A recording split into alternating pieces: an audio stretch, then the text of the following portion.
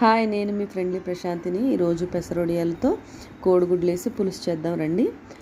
ముందుగా ఆనియన్స్, పచ్చిమిర్చి, అలాగే వేయించినటువంటి పెసరొడియాలు, అలానే కొంచెం చింతపండు పులుసు, కోడిగుడ్లు ఇవన్నీ పక్కన పెట్టేసి బాండి పెట్టి అందులో ఆయిల్ పోసి ముందుగా కొంచెం ఆవాలు, జీలకర్ర, ఉల్లిపాయలు వేసి బాగా వేయించాలి. వాటిని అలా వేస్తూ మధ్యలో కొంచెం సాల్ట్ వేసుకుంటే కనుక ఇంకా బాగా వేగుతాయి.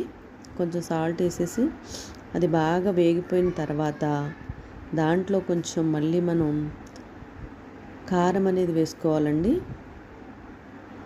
కారం వేసిన తర్వాత వెంటనే వాటర్ అనేది పోయకూడదు. ఆ కారం, ఉప్పు ఆనియన్స్కి బాగా పట్టాలి కాబట్టి కొద్దిసేపు అలా వేయించి అందులో కొంచెం వాటర్ అనేది మనం పోసుకుంటే కనుక ఆ ఉల్లిపాయలకి ఉప్పు కారం బట్టి అది మరుగుతూ ఉండాలి. అలా మరిగిన తర్వాతే మనం చింతపండు పులుసు అనేది పోసుకోవాలి.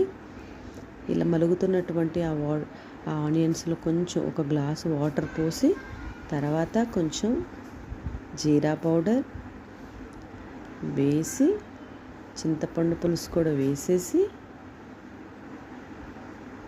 ఆ పులుసు మరుగుతూ ఉన్నప్పుడు వచ్చే వాసన ఉంటుంది చూసారా, అబ్బాబ్బా అది ఎంత బాగుంటుందంటే అసలు చాలా బాగుంటుంది. అలా పులుసు మరుగుతున్నప్పుడు వేయించి పెట్టుకున్నటువంటి పెసరొడియాలు వేసేయాలి. అలానే మనం వేయించి పక్కన పెట్టుకున్నటువంటి కోడిగుడ్లు ఉన్నాయి కదా, అవి కూడా వాటితో పాటు వేసేయాలన్నమాట. అలా వేసేస్తేనే ఆ గుడ్లకి కానీ పెసరొడియాలు కానీ ఉప్పు, కారం, పులుసు అనేది బాగా పట్టి మనం తింటూ ఉంటున్నప్పుడు ఆహాహా రుచే వేరండి. నేను చెప్పడం కన్నా మీరు చేసుకుని తినడమే మంచిది.